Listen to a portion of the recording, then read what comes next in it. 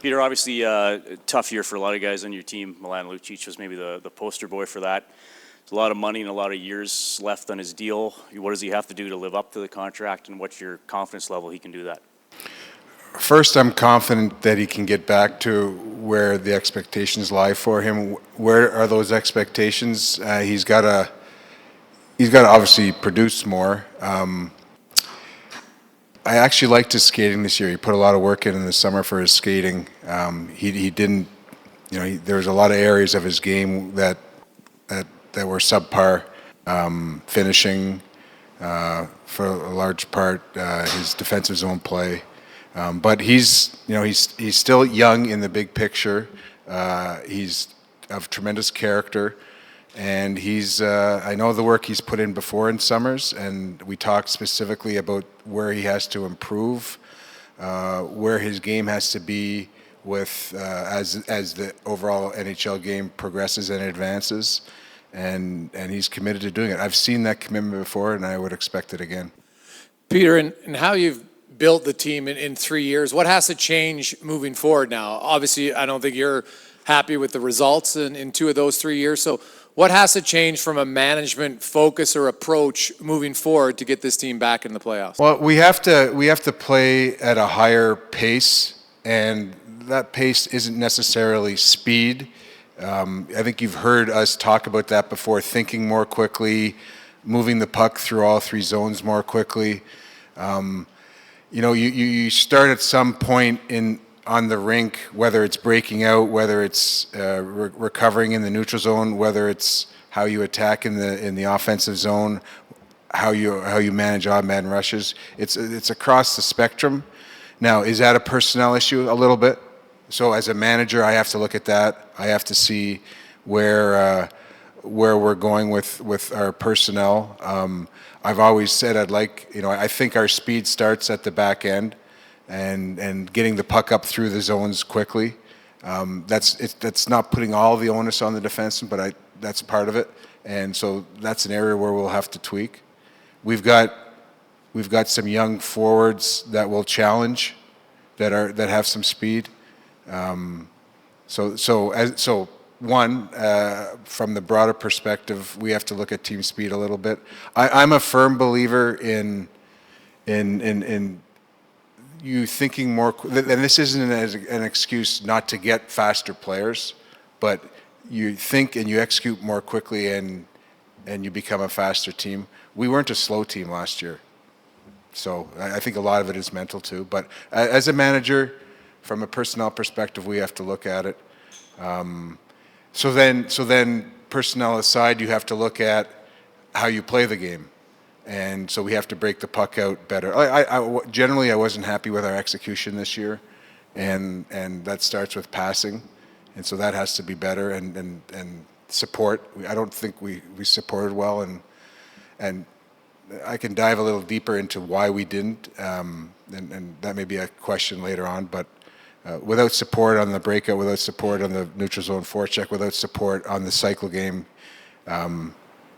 You're not playing a fast game. Like there's individual performances. That's what it looks like, and that's what I saw a lot. So how you play, and from the personnel perspective, we got to take a deep dive. Peter, overall special teams was a big issue for the club this season. But how did you assess the job that the coaching staff did, not only with that, but just overall this year? So you just assess the coaching staff? Is that? I mean, I know. When you look at special teams, you automatically think of coaching, or at least a lot of people think of coaching. A lot of that is execution. We didn't have success on the special teams this year. We are from where we were last year. Our PK rebounded a bit. We made some tweaks in middle of January. We started defending better on the PK, a little more aggressive. It rebounded. Our PP was disappointing this year, and there were some personnel tweaks there that whether there were injuries, whether there was subpar performances, whether there was just different personnel. And and that was disappointing. On the whole, it was a challenge for our coaches this year, and challenge, you've heard it before about the expectations coming in, challenge from how you were to manage that in game, how you were to manage that game to game. And what happens is things start to go south a little bit, and it's hard to pull them back. And that becomes a challenge for the coaches, it becomes a challenge for the manager. We're like, specifically on the coaches, specifically on me, like this comes from the top down. We're all under evaluation. I think Todd is a very good coach, but we're in a period of evaluation right now with him and his staff. I'm in a period of evaluation right now that certainly we didn't perform the way we were expected. I did see some progress. I did see some malleability with the coaches as we were in these little crises, and we tried to work through them, which is a promising sign that you can see that they can try and work through them. But I guess the major takeaway on the coaches is that we are all under evaluation. Peter, your three best forwards are Nugent Hopkins and Draisaitl and McDavid. They're all centers. How did it get to the point where you really don't have any wingers per se who can help in the top six? I think we have ranked wingers. I mean, I think our scoring was actually more than adequate this year. So I disagree with you on that, Jim. I know the storyline. I know the backstory, and I'll address that. I think centers are more important. I think wingers are easier to find, and centers are more important. They carry a larger responsibility in the game. They're generally more creative and make plays. I've been part of teams with strong centers, and that's what this is, and that's what we're trying to build around. The lack of performance from the wingers is a concern. Does that mean they're not good enough? Maybe.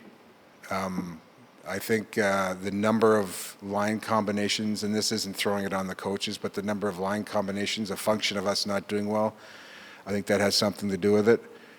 I think what you have is you got young players too, and they're all centers that are finding their way within the higher strata of players, and I think that's part of it too. When you look back, we've basically lost through our doings 3 or 4 or possibly 5 veteran forwards from last year to this year. So I think when I say finding our way, these players are finding their way, not so much as playing, but also having those responsibilities in that higher level of players. So we could do a better job finding a winger or two. It's certainly on the to-do list, but I think our wingers,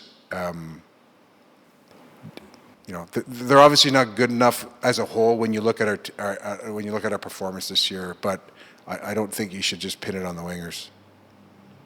To what extent did player performance negatively impact the management team, and to what extent did the management team performance negatively impact the players this year? Well, I'm certainly trying to be accountable here, but the players. I mean, I think maybe but for 2 or 3, I think the players as a group, their performances were subpar. I'm not saying my performance was above par, but I guess below. Well, whatever analogy you want to use, but I think both played a part, Terry. If you want to dissect the player personnel moves, as I said, there's a number of players, veteran players that we didn't bring back or traded. That was born out of necessity. Could we have done a better job in replacing those players? Maybe. Did we overproject on a couple of young guys? Maybe early on we did. And part of what we're trying to accomplish here is getting getting each age group of players to progress and whether it's the earlier really top end players to inherit not just more responsibility playing but more responsibility leading, whether it's those group of 94s, get them to take the next step so that we have a real good gradual churn that'll take place, and it's hard. So that was as a management perspective, that is in part what we were trying to do. And when you talk about the underperformance of wingers, there's some young wingers you're talking about, whether it's Jesse or the 94s. Like, so we're trying to do that. Sometimes it's a little bit forcing it, but that's kind of part of the overall plan that we're trying to accomplish here, and that plays a part of it. Peter, Cam Talbot's had 2 straight years of 65-plus wins. This team travels a lot. Does the organization look or need to look going outside of what you currently have to maybe ease the workload for Cam moving forward? That's a good question, Bob, and we will. And I know we have contracted goalies for next year, Cam and Al Montoya, but it's certainly that's close or near the top of the list of things to look at. And it's something that we'll have to look at closely because there are rigors of the travel schedule. There are rigors of playing a lot of games. You said 65 wins. I would hope we would have 65 wins a year. Yes. Yeah, so that's one of the things we got to look at. Then it's certainly you want to. I would hope that Cam is our goalie going forward, like beyond next year. Contractually, he goes to next year, so we have to put him in a position to succeed too, and we have to manage that better. And I've talked to Todd and the staff about managing that better. Managing it better means maybe you need a better alternative too. I'm not throwing Al under the bus. I thought he did a good job when we got him, and we needed to upgrade that position. So yes, good question. You said that you and the coaches were under evaluation. Who's going to be doing the evaluation, and can we say with any certainty right now who will be back for next season? And after a season like you just had, is some change warranted? Your first question, who is doing the evaluation? I'm doing the evaluation of the coaches. You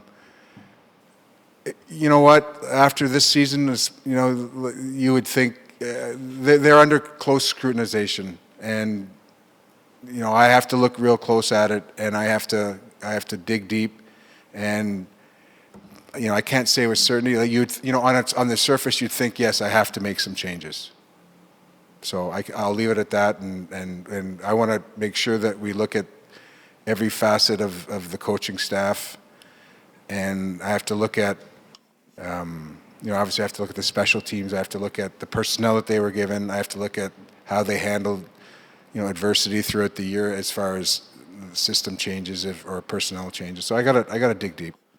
Peter, one element of this team, it's hard to find, but a puck-moving right-shot defenseman, obviously they're hard to find. You haven't been able to find one who's an effective one yet. Ethan Bear's a young player, but is that priority number one? You talk about needing to move the puck. Like, you've got 4 lefties, but when one of them has to play the right side, all the numbers in the eye test show that their play drops on that side. Do you need to find a right-shot defenseman who can move the puck this summer? Is that a need? Yes, it's a need. That type of defenseman is a need. Would we like a perfect righty-lefty paradigm? Yes. It doesn't mean that we got to rule out a left-shot puck-moving defenseman. I'd love the righty-lefty paradigm. I would like that to get equal on each side and to be compatible partners also. So it's an area where we have to fill a gap. Peter, do you feel that this offseason the tweaks might be more minor than a lot of people are anticipating? Because when I hear you speak, it sounds to me, and is it possible that there's a couple guys who aren't good enough yet and a couple of guys who had slightly off years, but that the guts of the team is actually much closer than the standings would have you think? Well, I think I've said this before, and I'll say it again. We're not going to dismantle this team. We've got areas where we have to fill, and we've got areas off the ice that we have to look at.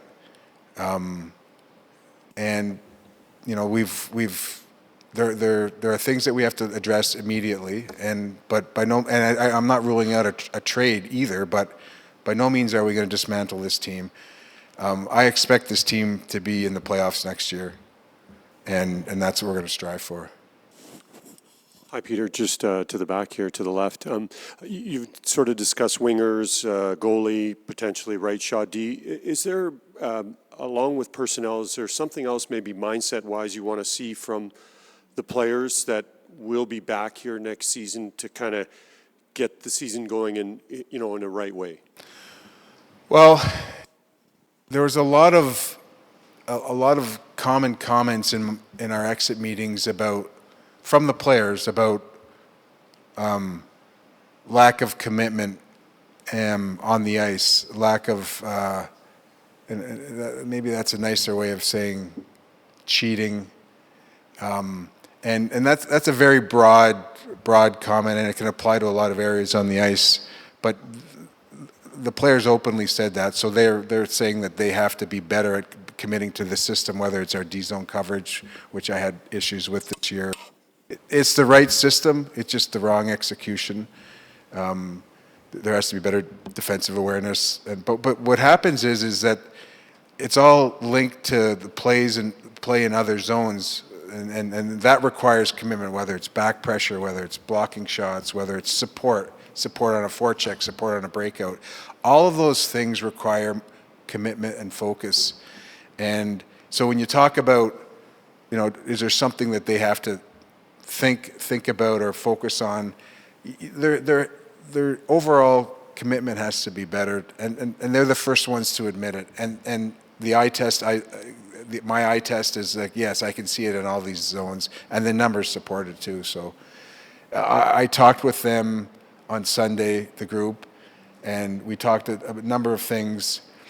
The home road discrepancy, like if you look at the PK, and even the overall record, home versus the road, I don't know how to explain it on the PK. Like to me, that's got to be mental. And I mean, you can say, hey, the goaltending wasn't good enough for a time, or our system wasn't great for a time. But to me, to have that discrepancy is a large part mental. So there has to be better focus, and that's what I said to the guys. I said you have to rest, recover, but get your head in the game. We all I posed them the question. We talked about the expectations. We talked about eliminating the white noise, which is another way of saying ignore the expectations. We talked about bringing their lunch pail, and we did none of those things. And I said, how could we have managed the expectations better? I don't know what the answer to that is, because it was first and foremost, and we made sure it was a constant theme. So a large part of it's mental. They have to be ready to go. We're going to do certain things too off the ice to get them ready to go, but that would be things that we would do. Peter, if you need or would like a really high-end offensive defenseman, shoots right, shoots left, can you do that without trading Nugent Hopkins or giving up your first-round draft choice? I don't know. I couldn't tell you. Peter, do you want to trade your first round? Would your first round I would be in play? Yeah, that's a better question that I'll engage on. At some point, yes, I would put that pick in play. It would have to make sense. There's a whole cluster of D that I like, But I also, it would certainly be consistent to what we're trying to do. If we look, again, if we win the lottery or if we're in the top three, I'd have to rethink that. But we could end up, we're 9 now. We could end up 12, right? So I'd have to look at it. I wouldn't rule it out. Peter, one of the hot topics in town was the deployment of Jesse Puljujärvi. How would you assess this season for him? And did you see progression in his game? I saw progression, Bob. I think he tailed off at the end, and what I saw was a much cleaner game, and that's something we asked Jesse to do when we sent him down.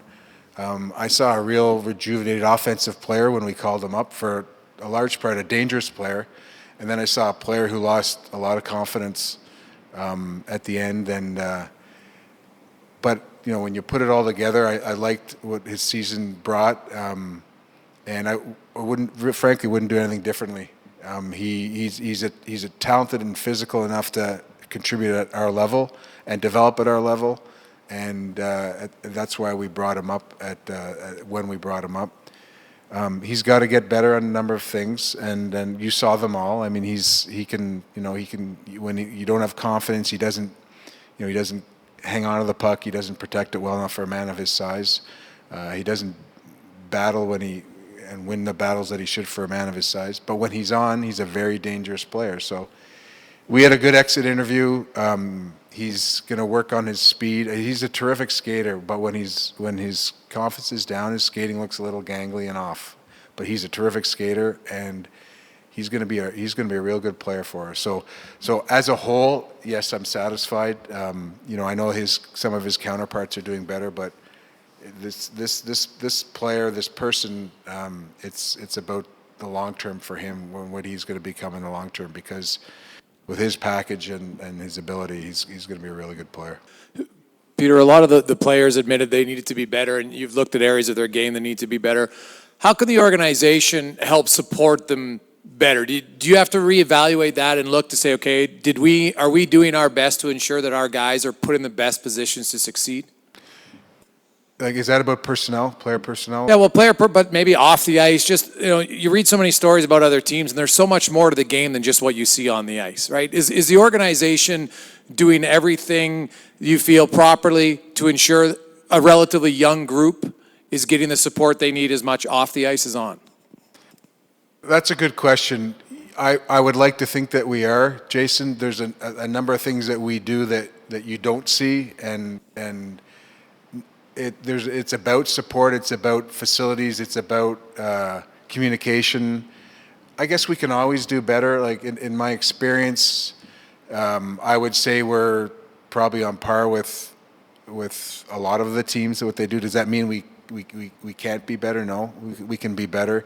I mean, there's a whole level of counseling, there's a whole level of kind of extracurricular activities, there's a whole level of medical things that are available to the families. There are some areas where I think we can improve. We've got a level of sports psychology, but maybe that can be a little better. There's some team building stuff that we didn't do this past year. And I've skipped stuff like that before, and sometimes it gets too much when you do the team building stuff. We'll get it back again. It's kind of the next cycle it gets back, whether that's preseason stuff, summer stuff, in-season stuff. We're gonna use Europe as a forum for that. So yeah, no, we can be better. Yeah, and it's in areas we're looking at, and certainly I don't know if we can be better by this facility, but we can leverage it better probably. Chiarelli seemed to, fit in nicely in the short stint he was here. Why do you think that was? And then I guess the obvious follow-up is, would you like to bring him back next season? He's a very cerebral player, and he moves the puck well, and I think he fit in well. It was also with Nugent Hopkins being up there too, so you have three very cerebral players that recognize the need to move the puck quickly. He had a pretty good year in Bakersfield. It was a one-dimensional year. We delayed bringing him up. His defensive game for the longest time in Bakersfield struggled. We wanted to have a look at him because we thought at one point he would get into our lineup, and he did. We'd like to have him back, and we've had some discussions, so we'll see where that goes. Would you definitively say that it's your intention to keep Nugent Hopkins as a member of the core group of this team? Yeah, I would say that. With Sakura, if you had it to do over again with his injury, would you have another defenseman, a more veteran defenseman? And the other question I have is, did you tell Nugent Hopkins when the season ended at your exit interview, you're a winger now, not a center, and to work on being a winger? Second part, no, I didn't tell him that. But I didn't tell him the opposite either. So, I've thought about the Sakara stuff. So I mentioned earlier about maybe over-projecting some of our younger guys. Maybe that would apply to Darnell and Matt Benning. Yeah, maybe if I had a do-over, I would. I mean, we looked at that very closely, and consistent with what we were trying to do with our, I talked about the 94s, the younger group. I wanted to give them the opportunity. That might have been an oversight by me. Thank you.